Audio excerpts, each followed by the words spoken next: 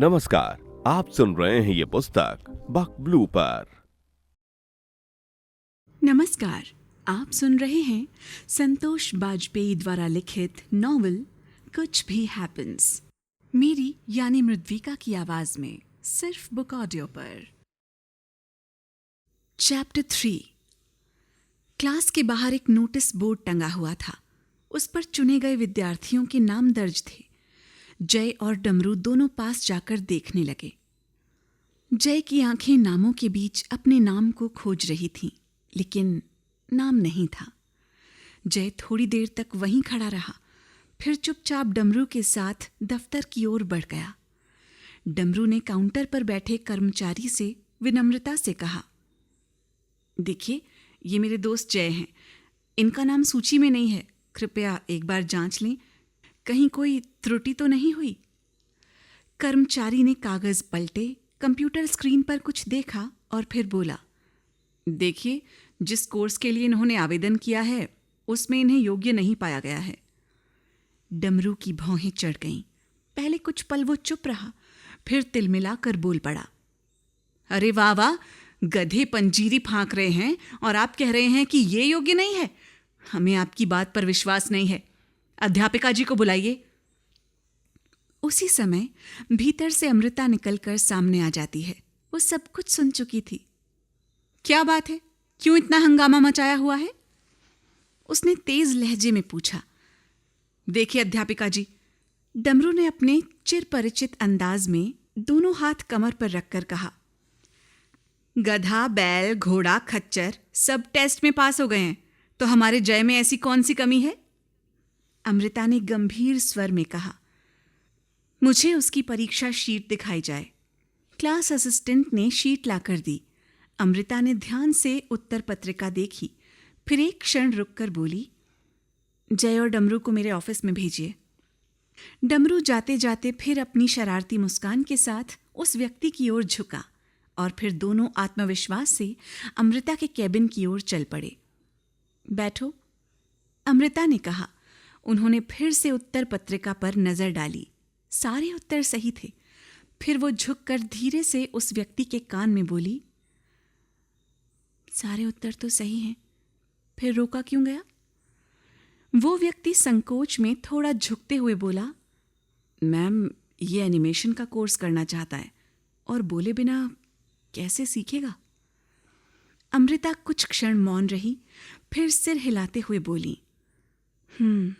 ठीक है, आप जा सकते हैं। अब उनका चेहरा पूरी तरह जय की ओर था। उन्होंने कोमल स्वर में पूछा, जय, तुम एनिमेशन ही क्यों सीखना चाहते हो? कोई दूसरा कोर्स क्यों नहीं चुन लेते? डमरू ने जय की ओर देखा। जय ने ना में सिर हिलाया और फिर धीरे से अपने बैग से एक मोटी स्केचबुक निकाली। वो स्केचबुक जिसके हर पन्ने पर उसके मन का संसार था। उसने वो स्केचबुक अमृता के सामने रखी।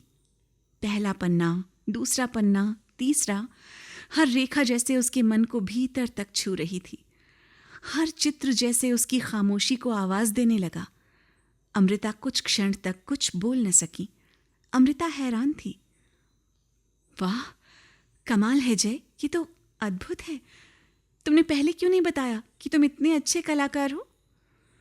फिर एक गहरी सांस लेकर जैसे खुद से कह रही हूं, चलिए, आखिरकार इस गांव में मुझे ऐसा कोई तो मिला जो सच में एनिमेशन सीखना चाहता है। वो उसकी आंखों में देखकर बोली, मैं तुम्हें खुद सिखाऊंगी, तुम कल से आ सकते हो। जय की आंखों में चमक दौड़ गई थी। डमरू ने उसकी पीठ थपथपाई। दूसरा दिन था। कक्षा में पहली बार कंप्यूटर चालू हुआ था। दीवार पर प्रोजेक्टर की रोशनी चमक रही थी और बच्चों की आंखों में कौतूहल। अमृता मुस्कुराते हुए बोली, आज आप सबका पहला क्लास है। सबसे पहले जानेंगे कि कंप्यूटर का आविष्कार कैसे हुआ। स्लाइड बदली। ये देखिए, दुनिया का सबसे पहला कंप्यूटर। धीरे धीरे उसकी आवाज पृष्ठभूमि में मध्यम होती चली जाती है। स्कूल के बाहर मैदान में डमरू घुटनों के बल जमीन पर बैठा था। उसके हाथ में कंचे थे, लाल, हरे, फिरोजी। साथ में घंटू, ननकऊ और नेता भी थे। डमरू ने कंचे जमीन पर फेंकते हुए पूछा, यार घंटू, हरी वाली मारूं या फिरोजी? घंटू ने थोड़ी देर सोचकर जवाब दिया, डमरू भैया, हमारे हिसाब से तो पीछे वाली मारो, सीधा निशाना लगाओ। डमरू ने मुस्कुराकर गर्दन हिलाई। अच्छा तो लो फिर, ये मारी। गोलियां बिखर गईं और घंटू उछल पड़ा। वाह डमरू भैया, का निशाना है। उसी वक्त अमृता की सहेली ऋचा स्कूल के सामने अपनी स्कूटी रोकती है। स्कूटी पर शॉपिंग बैग लदे हैं। अंदर से जय क्लास से बाहर निकल रहा होता है। ऋचा हॉर्न बजाकर अमृता को बुलाती है। अमृता धीरे धीरे स्कूल के मैदान की ओर बढ़ रही थी। दूर से ही उसे आता देख डमरू चौकन्ना हो गया। अबे घंटू, जल्दी से सारे कंचे समेट, अध्यापिका जी आ रही हैं। वो फुसफुसाया। घंटू हड़बड़ाते हुए कंचे जल्दी जल्दी जमीन से बटोरने लगा। सब सीधा खड़े हो गए, जैसे उन्हें कोई अनुशासन की छड़ी दिखा दी गई हो। नमस्ते अध्यापिका जी, कैसी हैं आप? डमरू ने पूरी मासूमियत से मुस्कुराकर कहा। अमृता ने हल्की मुस्कान के साथ जवाब दिया, मैं ठीक हूं।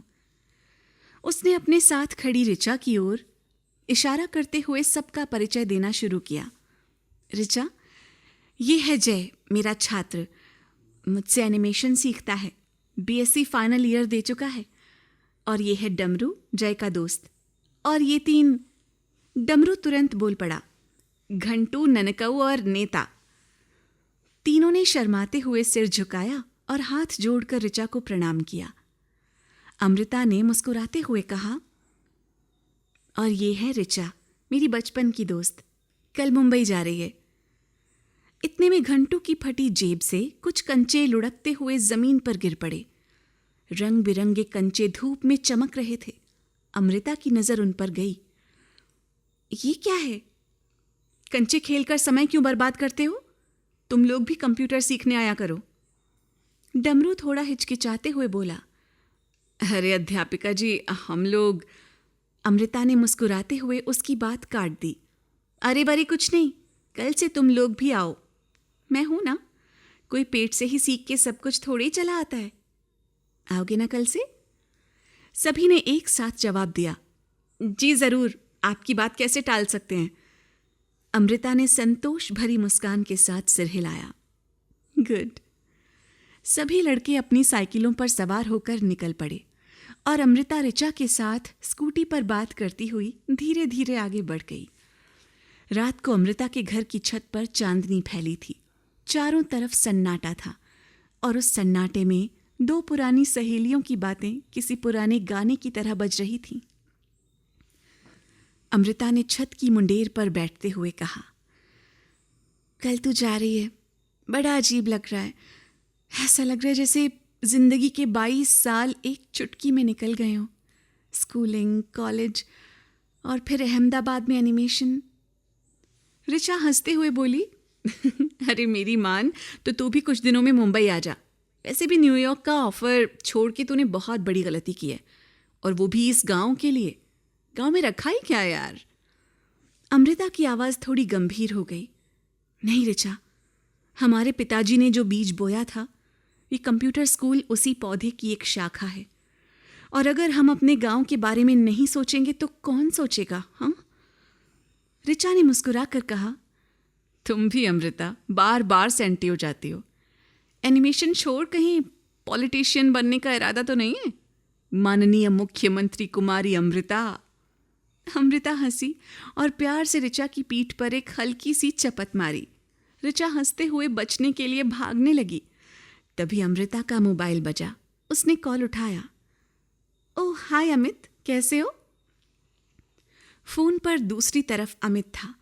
वो अहमदाबाद एयरपोर्ट से न्यूयॉर्क के लिए उड़ान भरने वाला था। उसी पल उसने अमृता को प्रपोज कर दिया।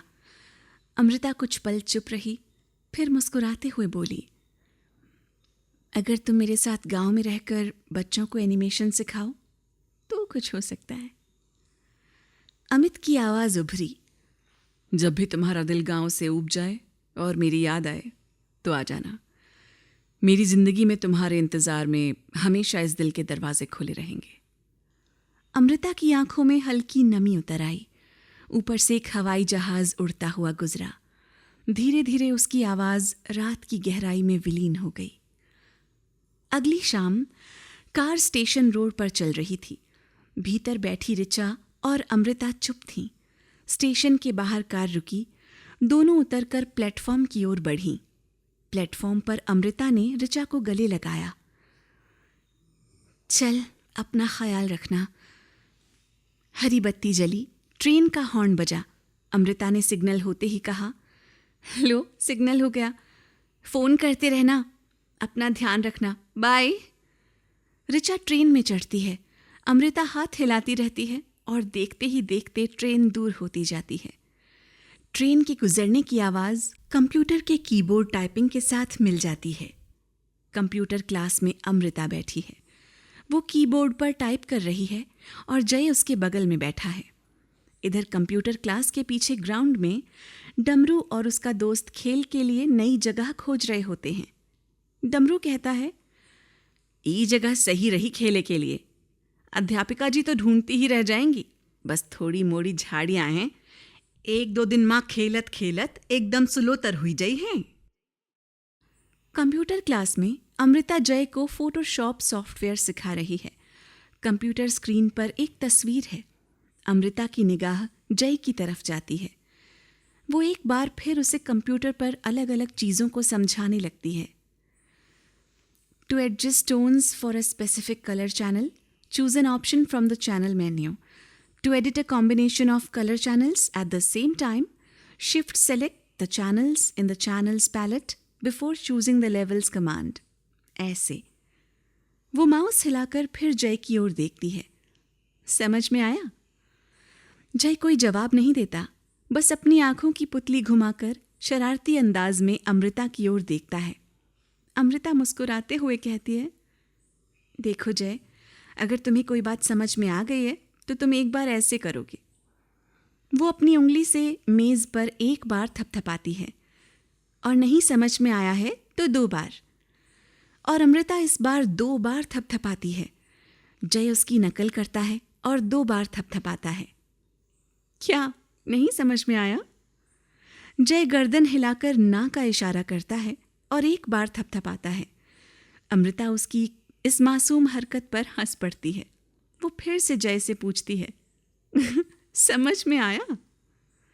लेकिन इस बार जय अचानक गुस्से में कीबोर्ड पर तेजी से टाइप करता है और एंटर बटन दबाकर वहां से भाग खड़ा होता है।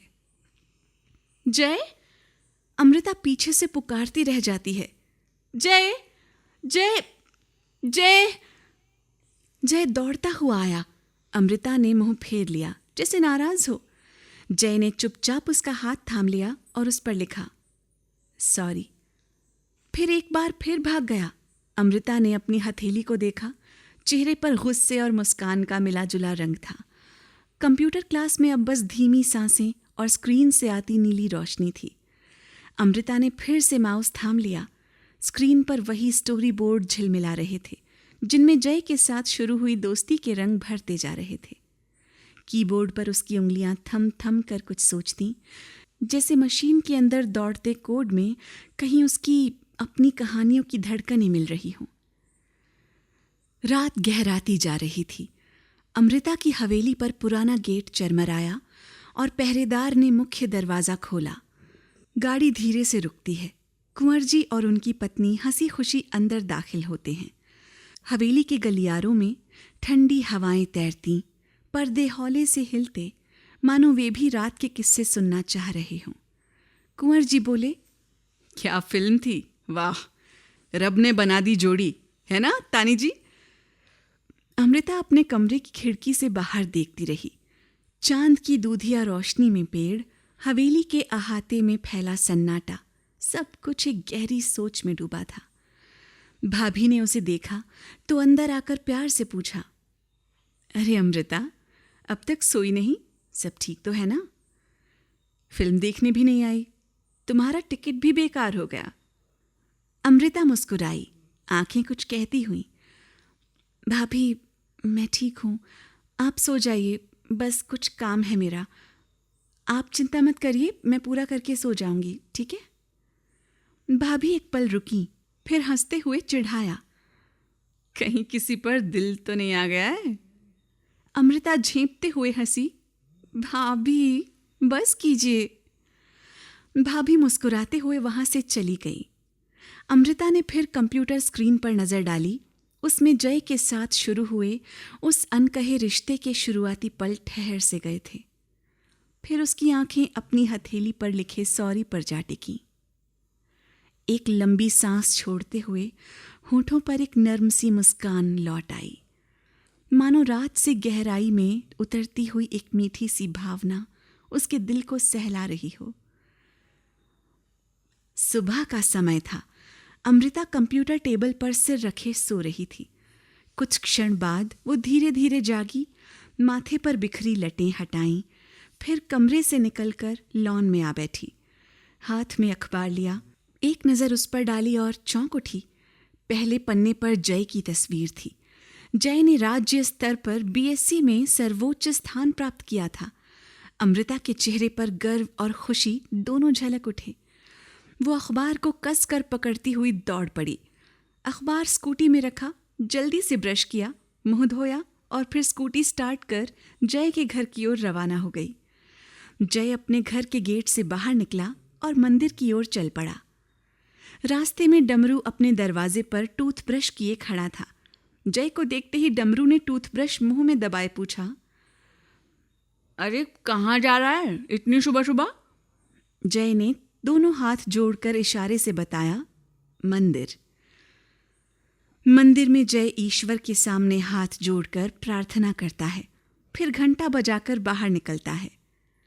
गली में जय के घर की ओर स्कूटी पर सवार अमृता बढ़ती जा रही थी। दरवाजे पर ब्रश करता डमरू उसे देखकर चौंक गया।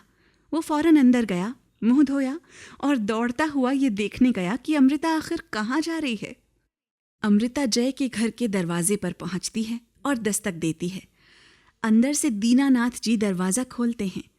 अमृता मुस्कुराकर हाथ जोड़ती है, नमस्ते, मैं अमृता, जय की कंप्यूटर टीचर।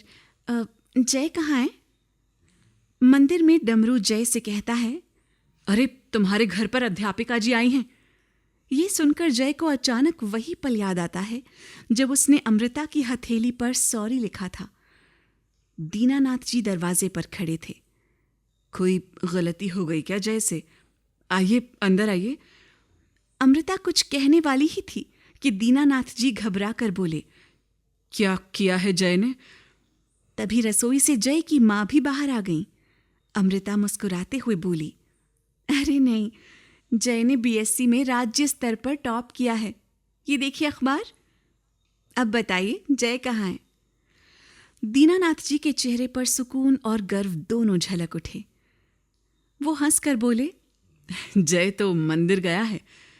अमृता स्कूटी की ओर लौटती है और दीनानाथ जी उसे पुकारते हुए कहते हैं, अरे बेटा सुनो तो, पहली बार आई हो, मुंह तो मीठा करती जाओ।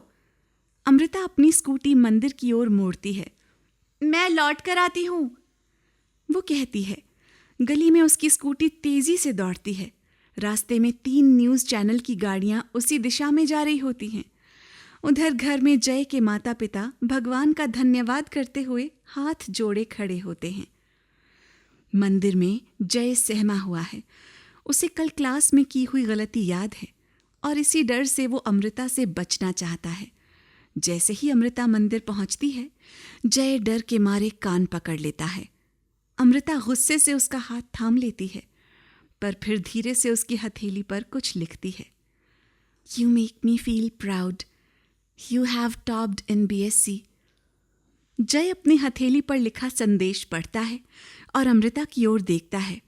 अमृता अखबार उसके चेहरे के करीब ले जाती है। ये देखकर डमरू अखबार छीन लेता है और पागलों की तरह भागते हुए चिल्लाता है, हमारे जय ने टॉप किया है, हमारे जय ने टॉप किया है। गांव में इधर उधर दौड़ते हुए वो सभी को बताता फिरता है। यहां तक कि नाई की दुकान पर जा धमकता है। नाई अखबार देखकर हैरान रह जाता है। अतीत की एक झलक में वही नाई जय और डमरू को उनकी बचपन में कम पैसे लाने पर दुकान से धक्का देकर निकाल देता है। नाई बोल उठता है, बताइए, हम तो कहते थे कि एक दिन जय की किस्मत जरूर चमकेगी। बचपन से लेकर आज तक हम ही तो हमेशा उसके बाल काट देते थे। रोजी की कसम है मियाँ, आज तक 1 रुपया नहीं लिया। गांव में हंगामा मच गया था। मंदिर के पास न्यूज़ चैनलों की गाड़ियां पहुंचती हैं। किसी ने इशारा किया, वो रहा जय, और देखते ही देखते गांव वाले उमड़ पड़े। डमरू रास्ता साफ करने की कोशिश करते हुए जय के पास पहुंचा। जरा निकलने दीजिए, हम उसके दोस्त हैं भाई, डमरू चिल्लाता है। रिपोर्टर जय की ओर माइक और कैमरे घुमा लेते हैं। जय कुछ कहने की कोशिश करता है, पर उसकी आवाज जैसे गले में ही अटक जाती है। घबराकर वो दौड़ते हुए मैदान की ओर भाग जाता है। अमृता रिपोर्टर्स को समझाती है और फिर जय की ओर बढ़ती है। डमरू पीछे पीछे स्कूटी को संभालते हुए चलता है। मैदान में पहुंचकर अमृता स्कूटी छोड़ती है। डमरू उसे थाम लेता है। जय अकेला बैठा है, रो रहा है।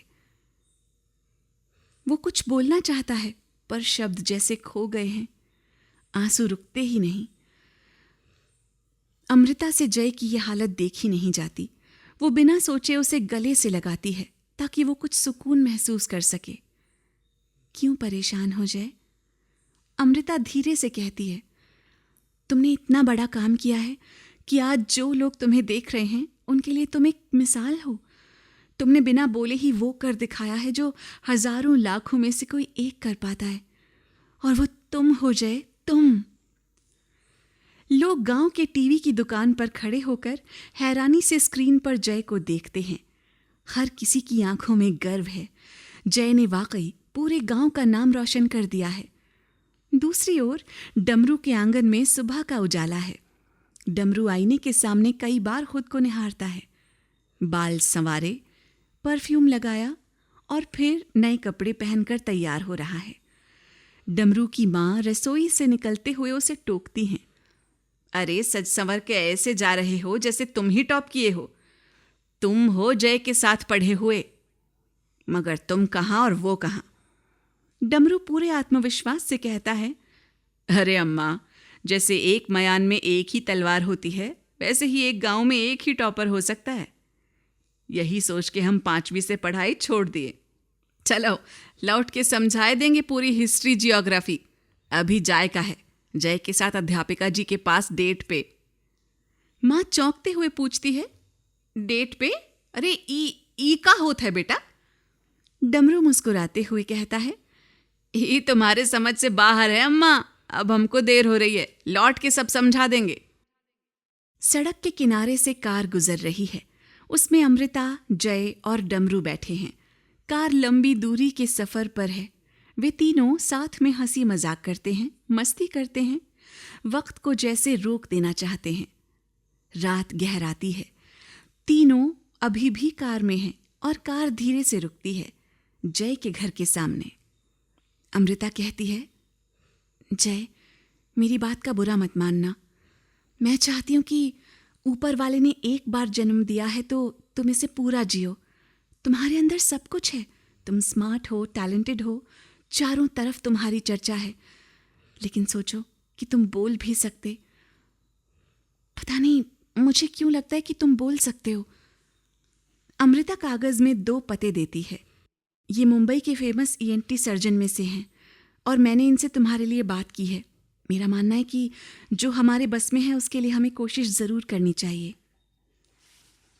डमरू कहता है, अध्यापिका जी आप बिल्कुल ठीक कह रही हैं, मगर हम लोग वहां रहेंगे कहाँ?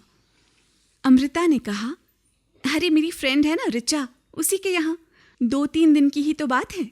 समय बीतता है। जय की माँ पैकिंग कर रही है और डमरू आता है। हमारा भी सामान इसी बैग में पैक कर दीजिए, ज्यादा सामान जी का जंजाल। अमृता कार से जय के घर आती है। रेडी है ना सब कुछ? अरे डमरू, ये लो मोबाइल फ़ोन, ताकि हम लोग तुमसे टच में बने रह सकें। और जय, ये लो तुम्हारी पहली कमाई, जो तुमने कंप्यूटर सीखते सीखते कमाई है। जय धन्यवाद करता है। जय और डमरू अपनी माँ के पैर छूते हैं। जय की माँ जय को गले लगा लेती है। उसकी आंखों में आंसू हैं। बेटा, इतनी दूर पहली बार जा रहे हो, अपना ध्यान रखना। दीनानाथ जी जय को गले लगाते हैं और कहते हैं, बेटा, जिस उद्देश्य से तुम लोग जा रहे हो, ईश्वर तुम्हें सफलता दे। वे लोग कार से स्टेशन की ओर निकलते हैं।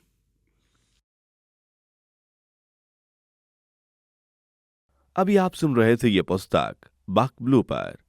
आपको ये किताब कैसी लगी, कमेंट में हमें जरूर बताएं। साथ ही स्क्रीन पर दिए गए सभी प्लेटफॉर्म्स पर हमको फॉलो करना ना भूलें। धन्यवाद।